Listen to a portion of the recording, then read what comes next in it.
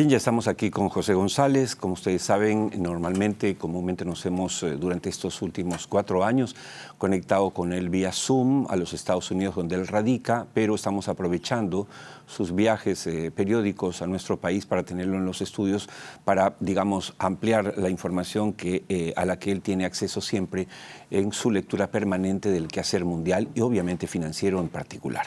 José, buenas noches y bienvenida. Encantado, Oscar, un placer. Empecemos con un tema que es obligado conversar, el verdadero significado de la llegada de Aramco al Perú. Algo hablamos con el primer invitado, Pedro Gamio.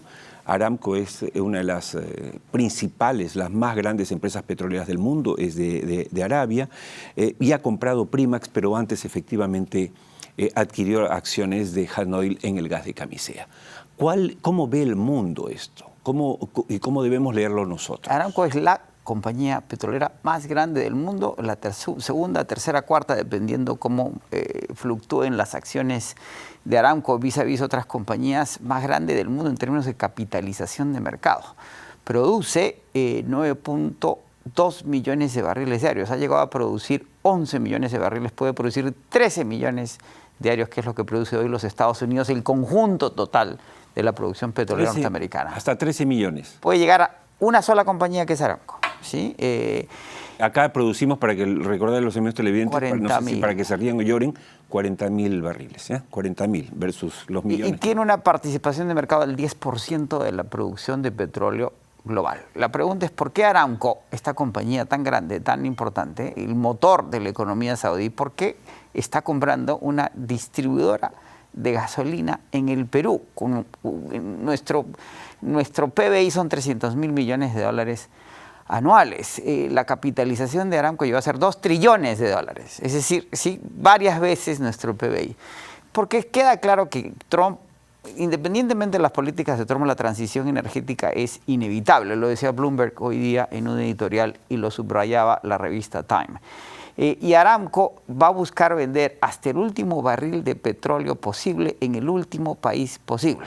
¿Y por qué el Perú es importante? Vienen de haber comprado una operación similar en Chile, porque el sur global, que es lo que llamamos hoy día el conjunto de economías emergentes en proceso de desarrollo, va a transformar su parque automotor más lentamente que el norte global. Ya Noruega es el primer país que este año debería vender 100% de los automóviles nuevos eléctricos, el año pasado fue 80%, y la transición va a ser más lenta porque tenemos menor capacidad adquisitiva. Es decir, están buscando mercados a futuros. ¿Por qué el Grupo Crédito vende la unidad que más caja le genera? Por la misma ecuación, ¿sí? O sea, esto es un negocio que tiene 30, 50, 60 años más, y mejor tomar el cash hoy día, en que estamos hablando de un pico de consumo, claro, a que empiece a bajar, que esperar. La familia Romero se expande y aparentemente lo que quieren es tener un family office con mucho capital, mucho músculo para dedicarse a invertir dinero, que es el origen de la fortuna familiar, que fue agrícola pero es bancaria. Subraya, por otro lado, el valor que puede tener una compañía como Petroperú. ¿Por qué? Primax tiene el 30% de participación de mercado en distribución de combustible. 30%. 30%, y eso lo han valorado en 3.500. ¿Y Petro creo que está en los 20 ahorita? 3.500 millones de dólares por 30. Okay. Petro está en 24. 24, ok. Llegó a tener más del 40. Sí, claro. Aspira a tener el 38% según la administración de Narváez. Asumamos que ese 24% no vale 3.500 millones, que vale 2.500. Estamos haciendo un cálculo, sí, pero así. Okay, ¿sí? Estamos adivinando, no estoy haciendo mi hoja de Excel, ni estoy hablando con mi socio que hace esos cálculos. Asumamos que el valor de reposición de la refinería son 6.000 millones, que es lo que costó la refinería. Asumamos que no tiene depreciación porque no tiene ni 2 años de inaugurada. Así es. Es decir, entre la distribución y la refinación, nos olvidamos del resto de los activos, el valor de Petroperú sería como de 8.500 millones de dólares y tiene una deuda total absoluta de 8.800 millones. Es decir, hay valor en Petroperú. En función de lo que Aramco acaba de anunciar, el ministro anunció formalmente, lo confirma el Grupo Romero vía gestión, lo que subraya es el valor del mercado en el Perú, que Aramco, al hacer esa adquisición, está apuntando precisamente a que la discusión sobre si hay valor o no en Petroperú es acaso un ejercicio de futilidad, porque lo que hay que ver es el valor hacia adelante, lo que acaba de decir Pedro Gamio. El 80% de su historia fue una compañía rentable y en el último 20% no lo ha sido por decisiones, que lo dice Pedro, estoy citando, políticas. Tuvimos 6 presidentes en 7 años.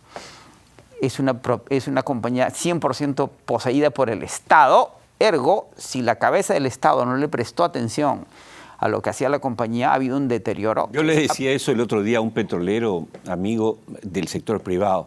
Decía, imagínate que tu empresa petrolera hubiese cambiado 7 veces por lo menos de presidente, director y gerente general en los últimos 7 años. ¿Qué hubiese pasado? Lo más probable es que hubiese quebrado. Petroperú ha sufrido esa realidad. Le han cambiado 7 presidentes, presidente directorio, gerentes, subgerentes, han hecho lo que han querido y obviamente es imposible hacer gestión. Ahora, digamos, la cosa más o menos que parece enderezarse con una dirección férrea como la de Narváez, que ya fue presidente de Petroperú, y el propio Oscar Vera, que conoce la empresa de toda la vida. Y la clave, Oscar, es que uno nunca compra compañías por lo que valen hoy. Uno la compra por lo que van a valer a futuro y se descuentan los flujos de caja a valor presente neto. So que si no tiene sentido comprarlo, sino cuánto va a valer hacia adelante y descuento ese valor futuro a valor presente neto y eso es lo que pago.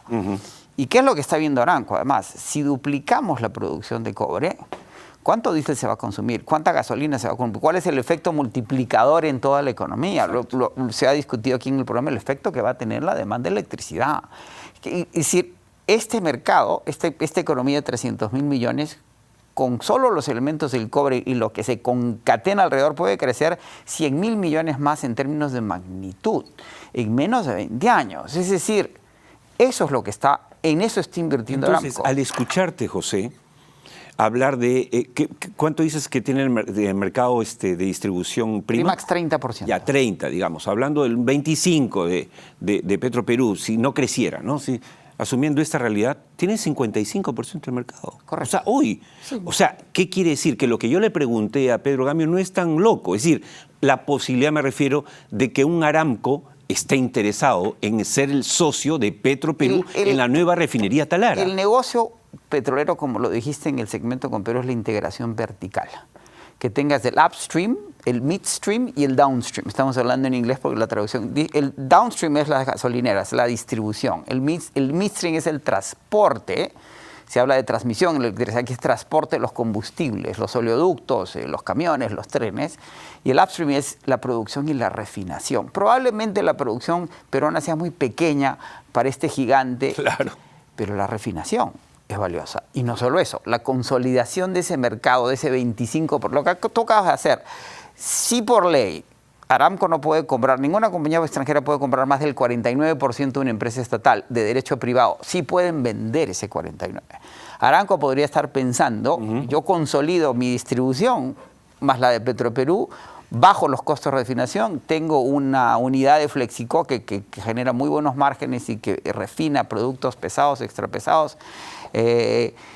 Puedo ampliar esta refinación. El capital, el presupuesto de inversión de capital de Aramco son 53.000 millones de dólares al año, cada año, todos los años. Dios mío. Podrían expandir la refinería. El petróleo, además, se suapea. Podrían rehacer el oleoducto norte varias veces.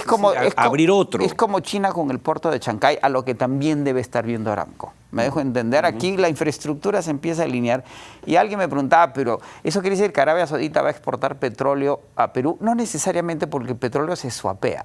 Aramco exporta a un país y le dice a otro país, mira, yo te paso tú pásame el tuyo. Los barcos... Claro, no es que el que produce Arabia llega al puerto del Callao ni a Chancay, no. Hay swaps, exacto, lo intercambian. Sucede que un barco está saliendo de un puerto a otro y en el camino le dicen, vete para otro lado, y ellos se encargan de que otro barco cubra, porque hay ganancias, porque se vende...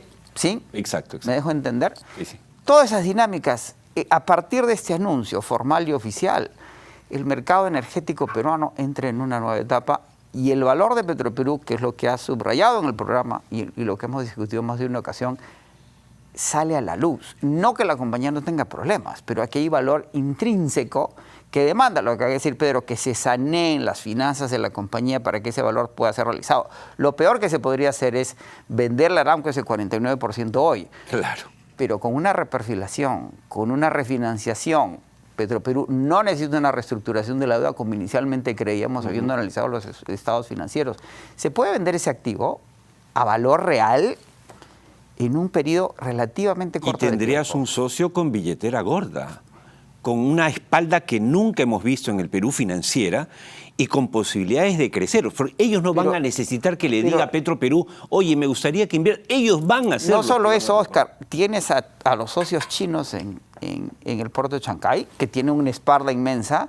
Aquí están todas las transnacionales de la minería, que tienen otra espalda inmensa, y acabas de adquirir un socio potencial en el sector privado, pero con proyección a tu actividad pública en el sector energético. De acuerdo. Antes que no hagan el tiempo, creo que queda sumamente claro, José, y tú eres un hombre muy enterado en estas lides, por qué la llegada de Aramco es tan importante y puede ser tan importante, y de hecho vamos a seguir hablando de ello. Trump subió 25% los aranceles a la importación de autos del extranjero. Lo que nos temíamos se hizo. Ahora, ¿esto a quién perjudica, a quién beneficia? ¿Cuáles son las repercusiones reales y si eso toca en algún momento a Perú? La industria automotriz norteamericana es una industria de ensamblaje. En el pasado se manufacturaban autos norteamericanos que se ensamblaban en México. Hoy día se manufacturan partes de automóviles entre México, Canadá y los Estados Unidos y se ensamblan en los Estados Unidos. Para que tengas una idea, un componente sale de un país, regresa al otro. Las distintas partes de los distintos países cruzan 6 veces la frontera antes de ser ensamblados como automóvil en Estados Unidos. La pregunta que se hace, ¿vas a cobrar 25% por cada parte en los 6 cruces hasta que se consolide? Aparentemente no. Ahora bien, la mitad de los automóviles que se compran en Estados Unidos son importados y esta medida va a afectar fundamentalmente los autos japoneses, coreanos y europeos. Pero no a la clase alta. Ferrari acaba de anunciar que solo va a recargar 10% del 25%, van a asumir el 15% y van a cargar. Bueno, un Ferrari cuesta $225,000, $22,000 de más, no importa. Así es. Un automóvil, el efecto va a ser en los automóviles que cuesten $30,000 o menos, y ahí los costos van a subir de $4,000 a $16,000. Es decir, cuando uno compra un Subaru en Estados Unidos, ¿por qué uno compra un Subaru y no un Ford? Es una cosa que se llama price point. El precio, el punto del precio es conveniente para alguien que tiene un salario limitado. Además, porque los automóviles se financian y las tarifas van a incrementar la inflación o van a generar desaceleración. El costo va a ser doble para el consumidor norteamericano, particularmente al que compra un automóvil a precios módicos. Oro y cobre en 30 segundos. ¿Sigue subiendo? ¿Hasta dónde? ¿A cuánto llegó? El oro está en 3.118, apertura de mañana, el cobre en 5.11. Ya hay proyecciones de que el precio del oro podría llegar a 3.300, 3.500. ¿Lo que se esperaba para fin de año? Se esperaba 3.100 para el fin de año y eso se acaba de lograr en este instante. Acabo de ver los quotes antes de empezar el aire. Al aire, la inseguridad con las tarifas, temores inflacionarios, desaceleración económica y el cobre. En Estados Unidos solo hay 2 refinerías de cobre. Los compradores de cobre se están acumulando inventarios antes de que lleguen las tarifas. Se esperaban para noviembre, Oscar. Ya ha dicho el secretario de Comercio que se podrían anunciar en semanas. El miércoles 2 de abril es el día de la liberación según Trump, según los mercados, el día de las tarifas. Es el día que el gobierno americano anuncia. El día T. El día T. El T-Day, las tarifas globales. Ya no solo es el 2 de abril. 2 de abril, todo país que tenga un déficit, un superávit comercial con los Estados Unidos va a tener que pagar tarifas para que ese déficit se nivele. Muchas gracias, José. Este fue José González en su segmento Desde Wall Street, siempre tan interesante para darnos el contexto mundial. A veces nos vemos, como decimos siempre, al ombligo, nos quedamos en la cosa no anecdótica y hay que ver un poquito el mundo para saber cómo nos va a nosotros.